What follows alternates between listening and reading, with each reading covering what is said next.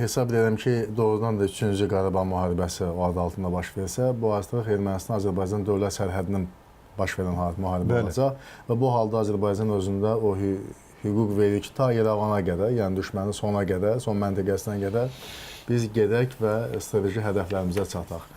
Yəqin ki, bizim bu verilişimizə erməni tərəfi də baxır, yəqin ki, Köçəryan, onun o əshabələri də baxırlar. Köçərən 100% baxacaq. Baxır və onlara buradan sizin efirinizdən bir mesaj göndərirəm ki, o Paşinyanın o məşhur kepkasını alıb bir qabaqlarına qoyub düşünsünlər. Birincisi, 2020-ci ildə və 2023-cü ildə biz onları kapitulyan statusuna 2 dəfə indirərkən bizim hərbi büdcəmiz təşkil edirdi 1,9 milyard dollar. 1,9 milyard dollarla biz onlara qalib gəldik. 2025-ci ilin hərbi büdcəsini artırıb Ermənistan edib 1,7 milyard dollar. Hələ bizim 2020-ci il səviyyəsinə çatmayıb. Bizim isə 2025-ci ildə hərbi büdcəmiz 5 milyard dollardır. Bizim ümumi daxili məhsulumuzun təxminən 20,4% ancaq bu məqsəd üçün ayrılıb. Və belə olan vəziyyətdə əgər biz bugün bizim 5 milyard dollarlıq hərbi büdcə bizdə 1,7 onlarda və biz 3-4 dəfə onlardan güclüyüksə, bu reallıqda bizlə müharibəyə getməyə bu siyasi ağılsızlıq, dəlilik və özünün intiharından başqa bir şey deyil. Həm də ki, siyasi məsələ o yana qalsın, hərbi texnikasının böyük əksəriyyəti bizim deyil, bu partiyada. Zəfər Parkında, Zəfər Parkında. Hə, oradadır, deyil, oradadır. Yəni, bu Ukrayna bunlar üçün mənə dərs olmadı mı? Makron gecə gündüz deyir ki, Avropa qoşunlarını göndərəcək. 3 ildir keçib, day göndərin də, nə oldu? Qırılan elə Ukraynalı əskərlərdir. Mənə elə gəlir ki, Saakashvilidən sonra, 2008-ci il hadisələrindən sonra Ukraynaya da dərs olmalı idi.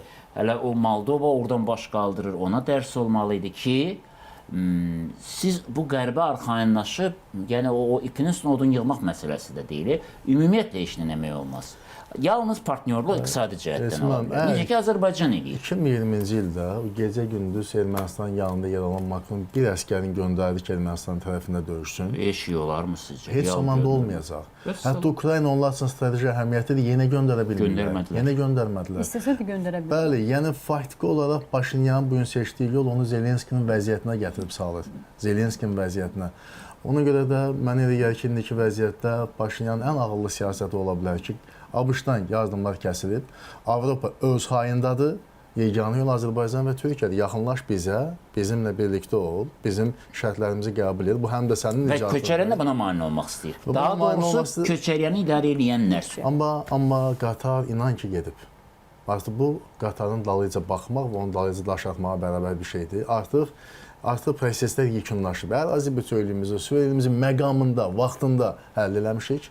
Bir anlıq təsəvvür eləyin, biz bunları etməmişik və bugün dünya dəyişir və bu reallıqda Köçəryanlar peyda olub, bu başqa bir reallıq olar, bu çətin reallıq ola bilər. Biz hər şeyi həll etmişik artıq və 2020-ci ildəkindən 5-6 dəfədə güclüyük.